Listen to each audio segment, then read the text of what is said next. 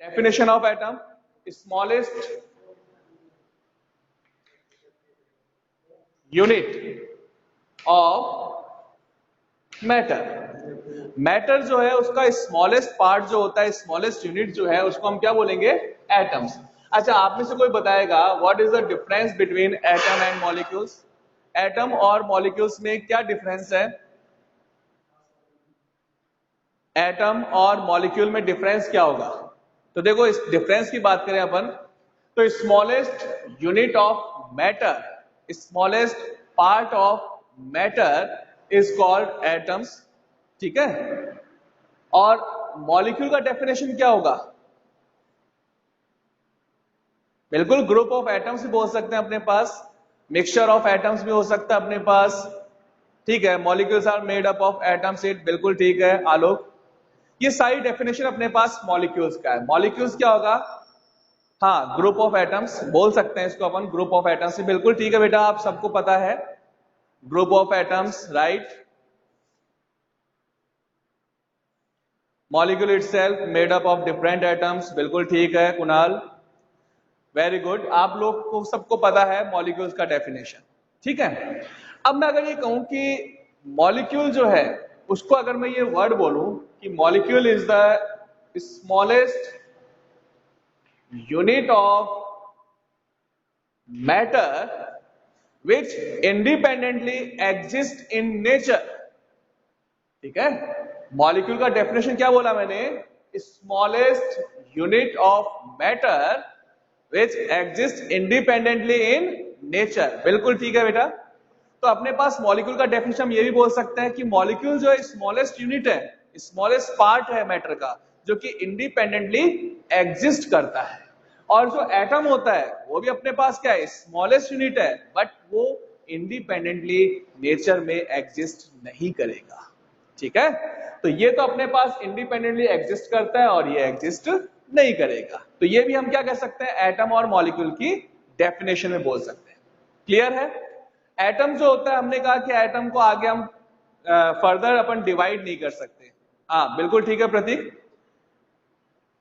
Atom को further divide नहीं कर सकते, बट अपने पास क्या है? अगर हम देखें तो ये तो हमारे पास केवल एक अजम्पशन है कि हम एटम को फर्दर डिवाइड नहीं कर सकते, ठीक है? अजम्पशन भी बोल सकते हैं अपन इसको और थ्योरी भी बोल सकते हैं, दोनों तरीके से कह सकते हैं इसको। कैसे बोल सकते हैं भाई? कि हमने क्या कहा कि एटम जो होता है वो सब एटॉमिक पार्टिकल्स से मिलकर बना है। इट मीन्स एटम भी क्या है? छोटे छोटे पार्टिकल्स से मिलकर बना हुआ है। इट मीन्स अपने पास एटम को डिवाइड कर सकते हैं क्या? तो एटम को कहा जाए तो हम कह सकते हैं डिवाइड कर सकते हैं, और ये भी कह सकते हैं कि डिवाइड नहीं कर सकते, बिकॉज इलेक्ट्रॉन, प्रोटॉन और न्यूट्रॉन जो होते हैं वो इसके सब एटॉमिक पार्टिकल्स हैं, इनसे मिलके तो बना है एटम। बट एटम को हम और स्मॉल पार्ट में डिवाइड, इंडिपेंडेंटली डिवाइड नहीं कर सकते, ठीक है ना? तो यहां पर देखो, अपने पास एटम जो होता है वो सब एटॉमिक पार्टिकल से बना है, और सब एटॉमिक पार्टिकल्स कौन कौन से हैं? Electron, proton and neutrons. पता है अपने को इलेक्ट्रॉन क्या होता है? इलेक्ट्रॉन्स जो होते हैं उसका डिस्कवर किसने किया था? सर जे जे थॉमसन ने। जे जे थॉमसन जो थे उन्होंने इलेक्ट्रॉन को डिस्कवर किया, लेकिन सबसे पहले इलेक्ट्रॉन की जो स्टडी किया था, ठीक है, वो इलेक्ट्रॉन की स्टडी किसने किया था? फैराडेज ने। फैराडे जो साइंटिस्ट थे उन्होंने सबसे पहले इलेक्ट्रॉन के रिगार्डिंग स्टडी किया, किसमें? कैथोड रेज के अंदर, ठीक है? उन्होंने अपना एक्सपेरिमेंट किया, कैथोड रेज के बारे में बताया कि कैथोड रेज क्या होता है। अपने पास एक ग्लास ट्यूब लिया, उस ग्लास ट्यूब के अंदर गैस को फिल करके उसमें इलेक्ट्रिक डिस्चार्ज किया। जब इलेक्ट्रिक डिस्चार्ज किया तो उन्होंने क्या देखा? कुछ रेज जो है वो पॉजिटिव डायरेक्शन की तरफ मूव कर रहा था। इन पॉजिटिव डायरेक्शन में मूव करने वाली रेज को उन्होंने क्या बोला? Cathode rays. और बाद में थॉमसन ने इन रेज के अंदर पार्टिकल्स जो है उसको प्रूव किया कि ये जो रेज है इनमें कुछ ना कुछ ऐसे पार्टिकल्स होते हैं जिनमें मास होता है, ठीक है? तो मास होता है, उन पार्टिकल्स को थॉमसन ने क्या कहा? इलेक्ट्रॉन्स। तो हम अगर बात करें कि डिस्कवर किसने किया, तो डिस्कवर के लिए वर्ड हम यूज में क्या लेंगे? सर जे जे थॉमसन ने इलेक्ट्रॉन को डिस्कवर किया था। इनिशियल स्टडीज किसने की थी इलेक्ट्रॉन्स के लिए? इनिशियल स्टडीज की थी फैराडेज ने, ठीक है? सेकंड हम बात करें कि इलेक्ट्रॉन है उसका डिस्कवर कर लिया जे थॉमसन ने, इलेक्ट्रॉन्स पे चार्ज क्या होगा, तो चार्ज उनको पता है नेगेटिव चार्ज होता है। अमाउंट ऑफ चार्ज कितना होगा, तो अमाउंट ऑफ चार्ज क्या होगा 1.6 multiply 10 to power minus 19 coulombs. ठीक है, ये जो अपने पास है अमाउंट ऑफ चार्ज होगा इलेक्ट्रॉन के ऊपर 1.6 multiply 10 to power minus 19 coulombs. हम चाहें तो इसको ये भी लिख सकते हैं 4.10 multiply 10 to power minus 10 ESU। ESU का मीन्स क्या बेटा, electrostatic unit. Electrostatic unit. Coulombs की जगह हम ये भी लिख सकते हैं ESU, इलेक्ट्रोस्टैटिक यूनिट। यहां लिख रहा हूं मैं इसके अंदर इलेक्ट्रोस्टैटिक यूनिट। ठीक है, तो इलेक्ट्रॉन का चार्ज हो गया 1.6 10 टू पावर माइनस 19 कूलम्स और 4.10 multiply 10 to power minus 10 ESU। Mass की बात करें तो इलेक्ट्रॉन पे मास कितना होगा 9.1 multiply 10 to power minus 31 kg। ये इलेक्ट्रॉन का मास है 9.1 multiply 10 to power minus 31 kg। kg के अंदर इलेक्ट्रॉन का मास। ठीक है, तो ये हमारे पास इलेक्ट्रॉन के कुछ पॉइंट्स आ गए जो हमको देखना था। सेकंड अपने पास क्या है, प्रोटॉन। प्रोटॉन के लिए भी हम यही पॉइंट्स डिस्कस करें। तो प्रोटॉन जो है उसको डिस्कवर किसने किया, गोल्डस्टाइन ने।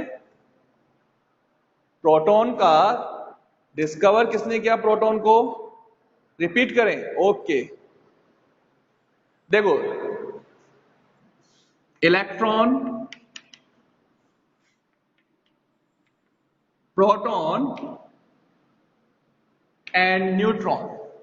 ठीक है, इलेक्ट्रॉन को डिस्कवर किसने किया, सर जे थॉमसन ने।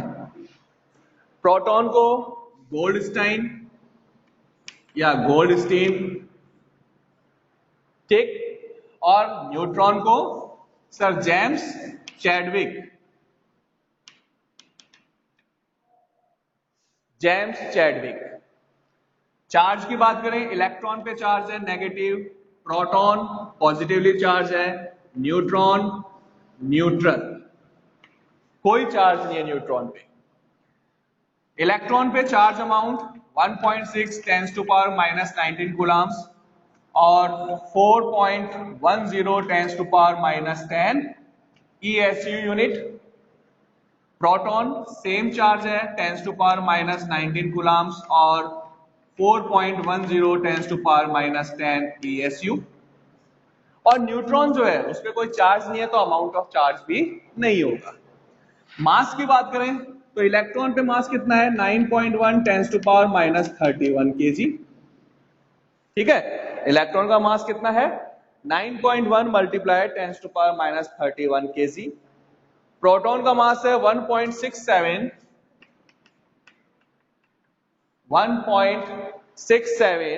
Multiply 10 to power minus 27 kg। और सेम मास किसका होगा, न्यूट्रॉन का। कोशिश करो, बाकी आपको वीडियो मिल जाएगा, है ना, डोंट वरी, आपको वीडियो मिल जाएगा, रिकॉर्डेड वीडियो आपको मिलेगा। बट थोड़ा सा अपन क्या है क्लास को कंटिन्यू करते रहे ताकि अपना जो है टॉपिक आगे रन करे। अदरवाइज क्या है पूरा टाइम के अंदर अपने पास केवल यही कन्वर्सेशन रहेगा कि ऑडियो वीडियो क्लियर नहीं है।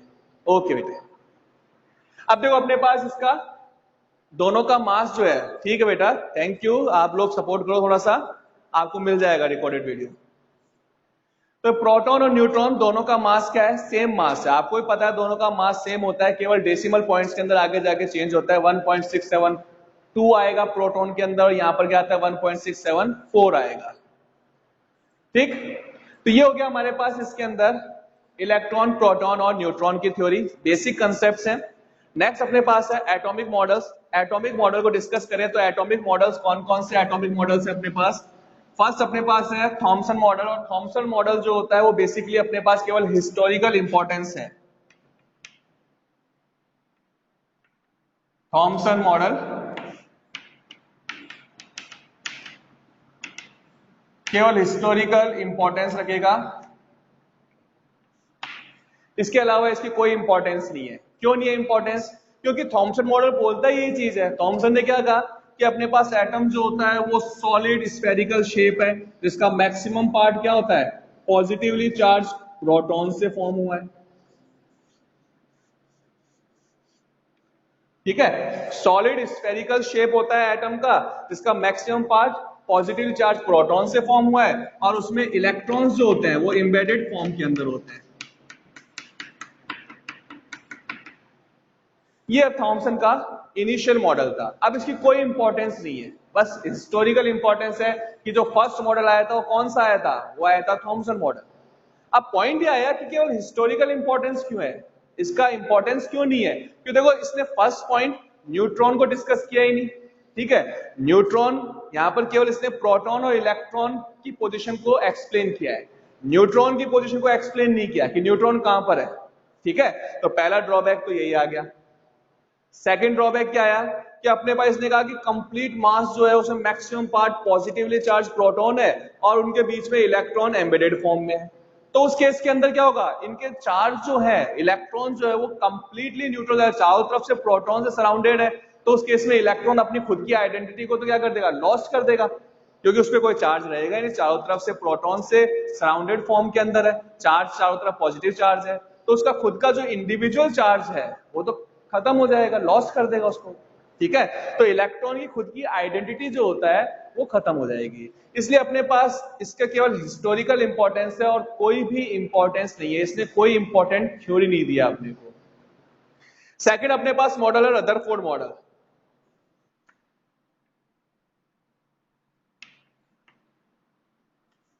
रदरफोर्ड मॉडल, रदरफोर्ड ने अपना जो एक्सपेरिमेंट किया था वो गोल्ड फॉइल पे किया, और जब गोल्ड फॉइल पे उसने अपना एक्सपेरिमेंट किया तो उन्होंने क्या किया कि गोल्ड फॉइल जो होता है उसके ऊपर अल्फा पार्टिकल्स का बॉम्बार्डमेंट किया।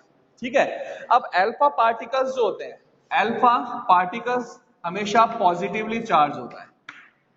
अल्फा पार्टिकल कैसा होता है, पॉजिटिवली चार्ज होता है। ठीक है, जब अल्फा पार्टिकल्स का बॉम्बार्डमेंट किया तो उसने क्या देखा कि मैक्सिमम पार्टिकल्स जो है वो स्ट्रेट पास हो गए। अब स्ट्रेट पास हो गया, इट मींस अपने पास एटम का जो मैक्सिमम पार्ट है वो तो क्या है, वैकेंट है, तभी तो सीधे सीधे निकल गए। अगर थॉमसन के अकॉर्डिंग सॉलिड पार्ट होता तो सॉलिड पार्ट से ये जो पॉजिटिव पार्टिकल है वो क्या होते हैं, रिपेल होते हैं। हाँ बिल्कुल, हेलियम का जो न्यूक्लियस होगा उसी को अपन अल्फा पार्टिकल्स बोल सकते हैं। बिल्कुल जो तुमने कहा वो ठीक है एकदम। अब देखो, अगर ये अपने पास पॉजिटिव चार्ज पार्टिकल्स अगर थॉमसन मॉडल होता तो थॉमसन के अकॉर्डिंग तो क्या था, सॉलिड स्फेरिकल शेप है, तो पार्टिकल्स क्या होते हैं, अल्फा पार्टिकल, इनसे रिपेल करते, इससे पास आउट नहीं हो सकता था क्योंकि सॉलिड फॉर्म में। बट रदरफोर्ड के अकॉर्डिंग जब बीटा पार्टिकल्स का बॉम्बार्डमेंट, सॉरी अल्फा पार्टिकल्स का बॉम्बार्डमेंट किया तो मैक्सिमम पार्टिकल्स क्या हो गया, straight pass out. It means atom का मैक्सिमम पार्ट क्या होता है, वैकेंट होता है। तो अपने पास रदरफोर्ड मॉडल जो था उसका फर्स्ट पॉइंट क्या आया कि एटम जो होता है उसका मैक्सिमम पार्ट वैकेंट होता है। ठीक है, फिर इसने क्या कहा कि कुछ पार्टिकल्स जो थे वो अपने डायरेक्शन से डेविएट हो गए इस तरीके से, और डेविएट होकर कहां जा रहे हैं, आउटर डायरेक्शन में जा रहे हैं। ठीक है भाई, पार्टिकल्स का डेविएशन जो है वो इनर साइड में भी तो हो सकता था इस तरीके से, लेकिन उसने क्या देखा कि जो पार्टिकल्स थे वो आउटर साइड में डेविएट हो रहे हैं, बाहर की तरफ मूव कर रहे हैं। ठीक है, बाहर की तरफ मूव कर रहे हैं, इसका मतलब ये हुआ कि ये जो अपने पास स्फेरिकल शेप है इसके अंदर कहीं ना कुछ ऐसा पॉजिटिव पार्ट है जिससे ये क्या हो रहा है, रिपेल हो रहे हैं, और रिपेल हो रहे हैं इसलिए क्या हो रहा है, ये आउटसाइड डायरेक्शन में मूव कर रहे हैं। अगर यहां पर अपोजिट चार्ज होता, इलेक्ट्रॉन होता, तो वो क्या करता, अल्फा पार्टिकल को अट्रैक्ट करता, तो यही डेविएशन जो है वो कहां होता, इनर डायरेक्शन में होता। लेकिन इनर डायरेक्शन में नहीं हो रहा है डेविएशन। ठीक है, जो पार्टिकल्स है वो अपने पाथ से जो है वो डेविएट हो रहे हैं, लेकिन किस डायरेक्शन में, आउटसाइड डायरेक्शन के अंदर। इट मींस ये जो पार्टिकल्स हैं वो यहां पर सेंटर में कुछ ना कुछ ऐसा पॉजिटिव पार्ट है उससे रिपेल हो रहे हैं, और कोई एक पार्टिकल ऐसा था जो जिस डायरेक्शन में मूव किया उसी डायरेक्शन के अंदर वापस रिटर्न हो गया। तो ये जो एक्सपेरिमेंट था, इस एक्सपेरिमेंट के जो ऑब्जर्वेशन देखे, उस ऑब्जर्वेशन के बेसिस पे उन्होंने अपने रिजल्ट्स दिए। क्या रिजल्ट दिया? First, maximum part of atom is vacant. ठीक है, जो मैक्सिमम पार्ट है वो वैकेंट है, खाली है बिल्कुल। दूसरा क्या कहा उसने कि यहां पर एटम के सेंटर के अंदर कुछ ना कुछ पॉजिटिवली चार्ज पार्टिकल होता है, जिससे ये अल्फा पार्टिकल्स क्या हो रहे हैं? रिपेल हो रहे हैं। और ये जो पॉजिटिवली चार्ज पार्ट है जो एटम के मिड में है, सेंटर में है, इसको इसने क्या कहा? न्यूक्लियस।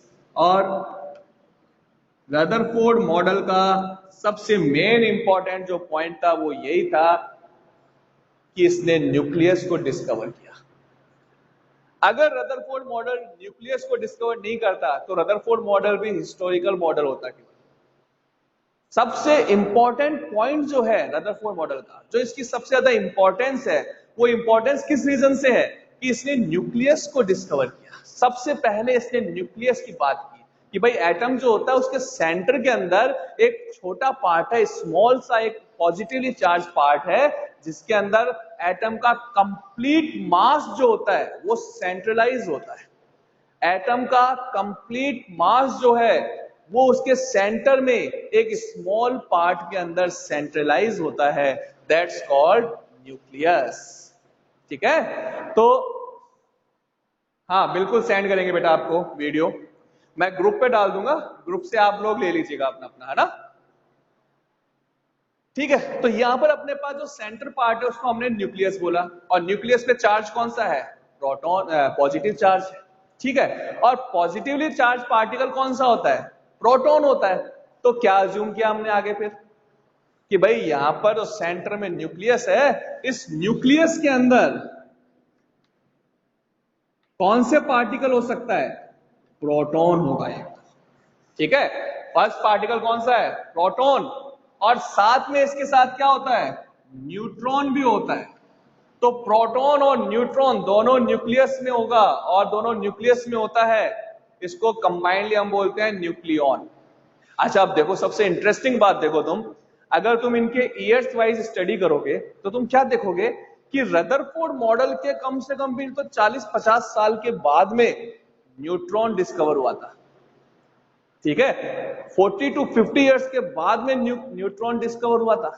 लेकिन रदरफोर्ड ने जो है, अपन बुक्स में क्या पढ़ते हैं कि रदरफोर्ड थ्योरी के अकॉर्डिंग न्यूक्लियस के अंदर प्रोटॉन और न्यूट्रॉन होगा, कंबाइनली उसको न्यूक्लियॉन बोलते हैं। अरे भैया, न्यूट्रॉन तो बहुत बाद में आया था, 40-50 इयर्स के बाद में डिस्कवर हुआ था। ठीक है, ये तो आजकल हम क्या है बुक्स में डायरेक्ट लिख देते हैं। अदरवाइज रदरफोर्ड का जो एक्चुअल थ्योरी थी उसमें उसने क्या कहा कि न्यूक्लियस के अंदर एटम का कंप्लीट मास जो होता है वो सेंट्रलाइज होता है, और जो एटॉमिक मास होता है वो प्रोटॉन के साथ साथ कुछ और पार्टिकल्स पे डिपेंड करता है। उसने वहां पर न्यूट्रॉन वर्ड यूज में नहीं लिया, उसने केवल ये कहा कंप्लीट मास सेंट्रलाइज है, और उसमें प्रोटॉन है और साथ में क्या होता है, कुछ ना कुछ और पार्टिकल्स भी होते हैं जिनके अंदर मास होता है।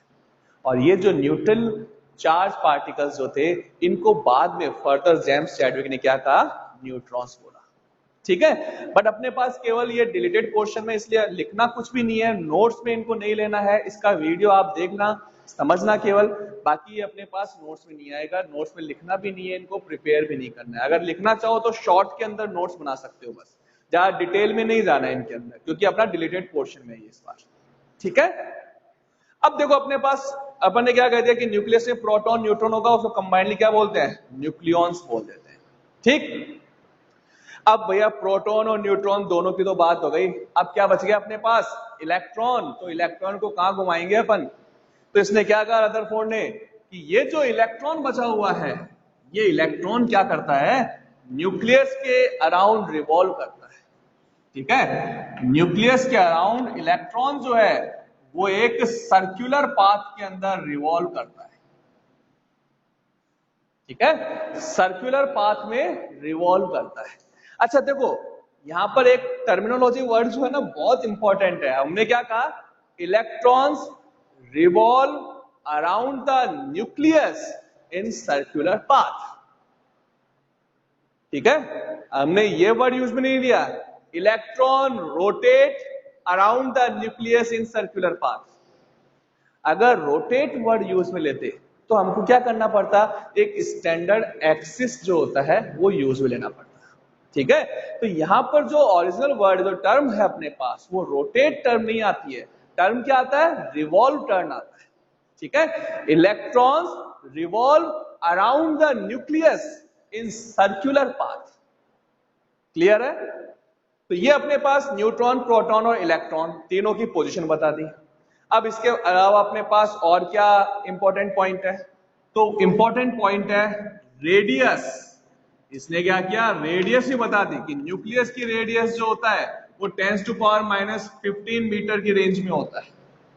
ठीक है, न्यूक्लियस जो होता है उसका रेडियस जो है वो क्या होगा, अपने पास न्यूक्लियस का रेडियस 10⁻⁻15 मीटर की रेंज में होता है, और एटम का रेडियस 10⁻⁻10 की रेंज में होता है।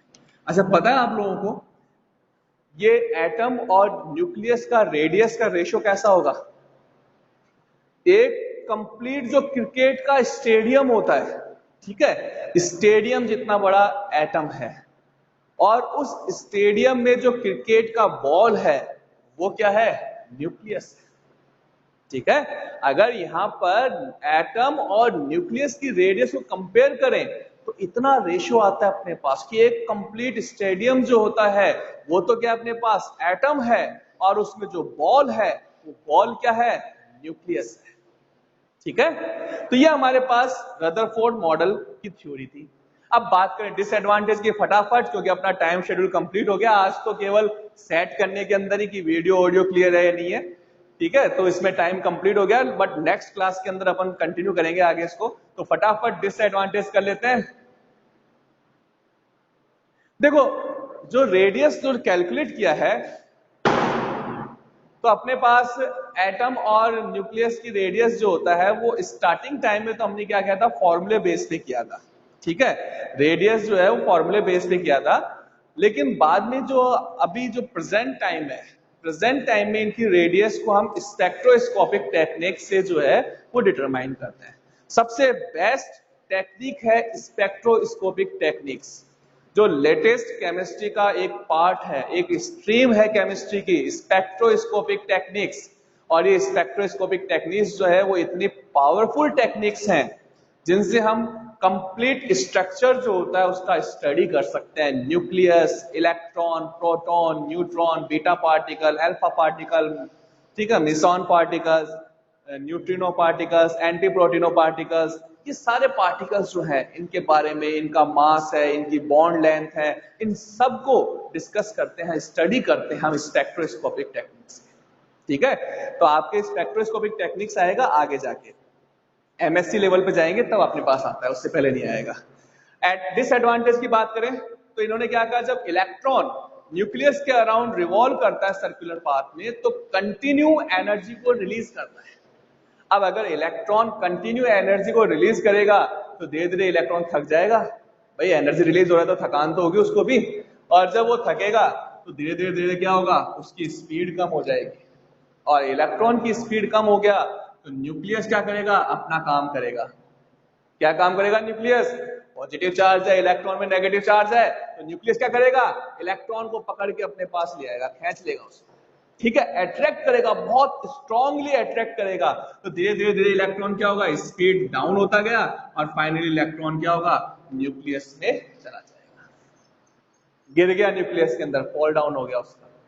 ठीक है, तो यहां पर इलेक्ट्रॉन अगर कंटिन्यू एनर्जी रिलीज करेगा तो धीरे धीरे इलेक्ट्रॉन का एनर्जी कम होगा, अट्रैक्शन फोर्स न्यूक्लियस के साथ इंक्रीज होगा, और फाइनली इलेक्ट्रॉन जो है वो कहां चला जाएगा, न्यूक्लियस में चला जाएगा।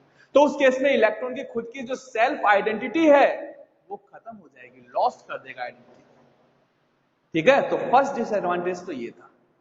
सेकंड डिसएडवांटेज क्या था कि इलेक्ट्रॉन अगर कंटिन्यू एनर्जी को रिलीज कर रहा है तो उस केस में इसका जो स्पेक्ट्रम है वो कंटिन्यूअस स्पेक्ट्रम होना चाहिए, बट एक्चुअल में एटॉमिक स्पेक्ट्रम कैसा होता है, लीनियर स्पेक्ट्रम होता है।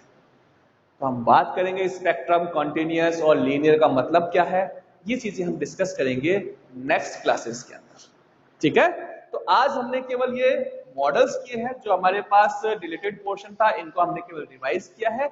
नेक्स्ट क्लास में हम कुछ और terminology terms, isotopes, isobars, isotones, isoelectronic series, ठीक है, एटॉमिक मास के, इनकी छोटी छोटी डेफिनेशन करने के बाद में फिर हम अपने मेन टॉपिक पे आ जाएंगे।